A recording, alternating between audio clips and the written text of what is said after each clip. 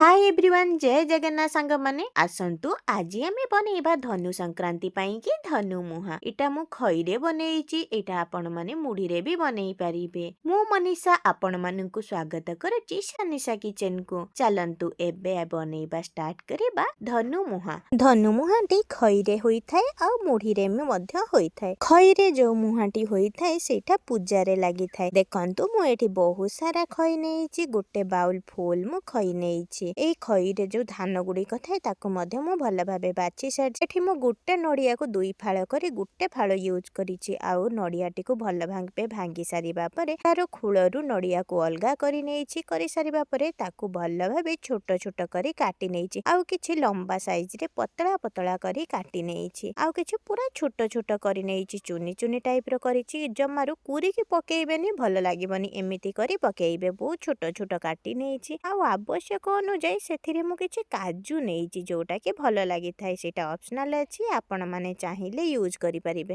एठी गुट्टा काजू अछि। काजू गुडी को मु दुई फाळ लेखां करि नेइछि। चाहिबे जदी काजू गुडी को पूरा छोट छोट मध्य करि पारंते। जेहेतु प्रति बाइट रे काजू आसीबो सेति पई के देखिबा को मध्य बहुत सुंदर लागिबो। सेति पई मु काजू गुडी को दुई फाळ करि नेइछि भल भाबे। एबे चलंतु गैस रे करेई बसेइबा। करेईटी गरम हेई सारिबा परे आमे जो खई गुडी को रखिथिले खई गुडी को टिके हल्का भाजी दबा। खई गुडी को भाजीबा द्वारा टिके क्रिस्पी हे जाय सेति पई को खई को भाजीबा दरकार। नहले जदी खई एमितरे भी कुड़कुड़िया अछि ताहले जमारू भी भाजीबे नै। जदी आपनकर खईटी टिके नरमी जाइथिबो ताहले टिके खईटी को भाजी नियंतु जहा द्वारा कि हमर मुहाटी बहुत बढ़िया क्रिस्पी हेई थाए। सेति पई कि मु एठी सब खई गुडी को भल भाबे हल्का करी भाजी नउची। गैस रो फ्लेम को आमे लो टू मीडियम रे रखिचु जहा द्वारा कि हमर खईटी जमारू भी पुड़ीबो नाही आ भल भाबे भाजी हेई जिवो। किछि समय भल भाबे भाजी हेई सारिबा परे मु एठी गोटे प्लेट नेइछि। देखंतु सेई प्लेट रे खई गुडी को ठंडा हबा पई छाडी दबा। खई गुडी को ठंडा हला परे आहुरी मध्य क्रिस्पी हेई जाय। खई को एबे साइड रे रखिबा। एबे मु गैस रे करेई बसे नेइछि। करेई रे हल्का टिके घियो देई देइछि। घियो देई सारिबा परे आमे जो नड़िया गुडी को काटिथिले आ काजू मध्य काटिथिले सेई गुडी को आमे देई दबा भल भाबे। देई सारिबा परे देखंतु मु एठी भाजी नउची। हल्का टिके भाजीबे बेसी लाल करिवे नै। गैस रे फ्लेम को लो टू मीडियम रे रखिछि। जमारू भी हाई करि नै। जस्ट टिके ब्राउन कलर आसी जाइछि जेमति के टिके भल भाबे भाजी हेई जाइछि। सेता बेले आमे सब नड़िया आ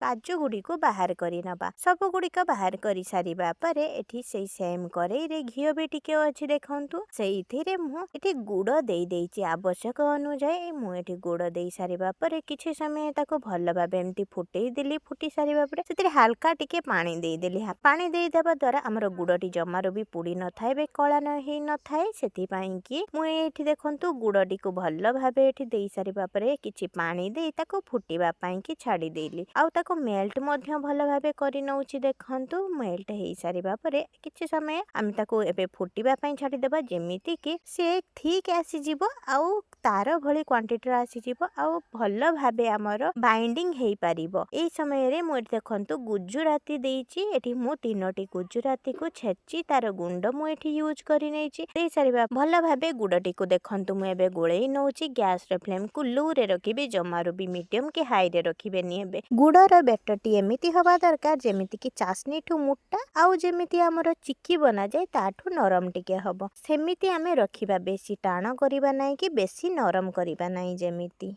काहेकि ना गुड़टी आमर पिता हेई जिवो सेथि पई कि। एबे देखंतु मु एठी पानी नेइछि। पानी रे टिके गुड़ देई दोछि। देई सारिबा परे देखंतु गुड़टी आमर पूरा कुडमुडिया हेई जाइछि आ तार भली हेई जाइछि। हाथ को एमिते लागुछि जेमति कि कटि जिवो जेमति कि कुडकुडिया हेई जिवो सेमिति मु देई दोछि। सेथिरे भाजी रखिथिबा काजू नड़िया गुडी को सेथिरे देई दोछि। देई सारिबा परे किछि समय आमे ताको गोळेई नबा जेमिति कि गुड़ सहित सब किछि मिसि जिवो। तापरे देखंतु मु एठी देई देइछि हमर खई गुडी को। खई देई सारिबा परे मु ताको भल भाबे देखंतु गोळेई नउची भल भाबे। किछि समय गोळेई सारिबा परे देखंतु जेमिति कि खई आ गुड़ भल भाबे मिसि जिवो। सेमिति आपण माने चाहिले गोटे बड़ जगह रे बनेइबे जहा द्वारा कि खई आ गुड़ को गोळेइबा पई कि भल हबो। मु एठी हल्का हल्का करी सब खई आ गुड़ को भल भाबे मिसेई नउची। खईटी को मिसेइबा पई कि मते एठी 10 रु 15 मिनिट पर्यंत लागिछि। काहेकि ना जेमिति कि गुड़ आ खई गुडी को भल भाबे मिसि जिवो ନହେଲେ ଆମେ ଯୋଉ ମୁହାଁ କରିବା ସେଇଟା ଭଲ ଭାବେ ବାନ୍ଧିବ ନାହିଁ। ସେଥିପାଇଁ କି ଗୁଡ଼ ଆଉ ଖଇକୁ ମୁଁ ଏଠି ଭଲ ଭାବେ ମିଶେଇ ନଉଛି।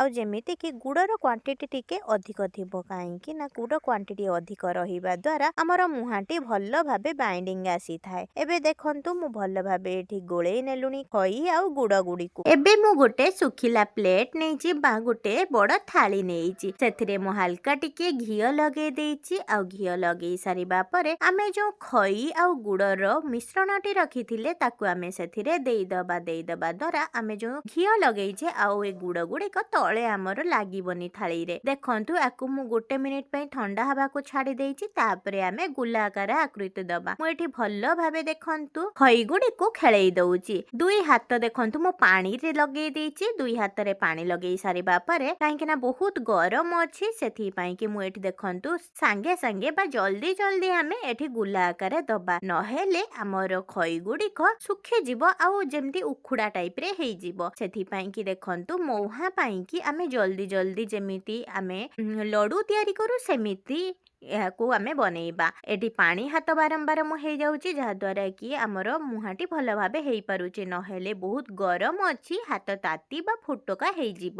ଏମିତି କରି ମୁଁ ସବୁ ମୁହାଁ ଗୁଡ଼ିକୁ ଏମିତି ବନେଇ ଦଉଛି ଗୋଟେ ପରେ ଗୋଟେ। ଆପଣ ମାନେ ଯଦି ବନଉଛନ୍ତି ତାହେଲେ ଘୋଡ଼ଣୀ ଦେଇଦେବେ, ନହେଲେ ଶୁଖିଯିବ ଆମର ମୁହାଁ ବନେଇବା ପାଇଁ କି ଖଇ ଗୁଡ଼ିକ। ମୁଁ ଏଠି ଗୋଟେ ପରେ ଗୋଟେ କରି ସବୁ ମୁହାଁ ଗୁଡ଼ିକ ଦେଖନ୍ତୁ ଏଠି ବନେଇ ସାରିଛି ଆଉ ପ୍ଲେଟରେ ମଧ୍ୟ ଗୋଟେ ରଖି ସାରିଛି। ଏବେ ଆମର ରେଡି ହେଇଗଲା ଖଇ ମୁହାଁ। ଏଇଟା ଆମେ ଧନୁ ସଂକ୍ରାନ୍ତିରେ ବନେଇଥାଉ, ବହୁତ ପୂଜାରେ ମଧ୍ୟ ଲାଗିଥାଏ, ଅନ୍ୟ ପର୍ବରେ ମଧ୍ୟ ଏଗୁଡ଼ିକ ଲାଗିଥାଏ। ଭିଡିଓଟି ଭଲ ଲାଗିଥିଲେ ଲାଇକ୍, ସେୟାର, କମେଣ୍ଟ କରିବାକୁ ଜମାରୁ ବି ଭୁଲିବେ ନାହିଁ। ଯଦି ଆପଣ ମୋ ଚ୍ୟାନେଲରେ ନୂଆ ଅଛନ୍ତି ତାହେଲେ ମୋ ଚ୍ୟାନେଲଟିକୁ ସବସ୍କ୍ରାଇବ ନିହାତି କରିଦିଅନ୍ତୁ। ସେଥିରେ ଥିବା ବେଲ୍ ଆଇକନକୁ ମଧ୍ୟ ଦବେଇ ଦିଅନ୍ତୁ, ଯାହାଦ୍ୱାରା କି ନୂଆ ନୂଆ ଭିଡିଓର ନୋଟିଫିକେସନ ଆପଣମାନଙ୍କ ପାଖରେ ପହଞ୍ଚି ପାରିବ। ଆପଣମାନେ ସମସ୍ତ ଭିଡିଓ ଦେଖିପାରିବେ। ରହିଲି, ଧନ୍ୟବାଦ।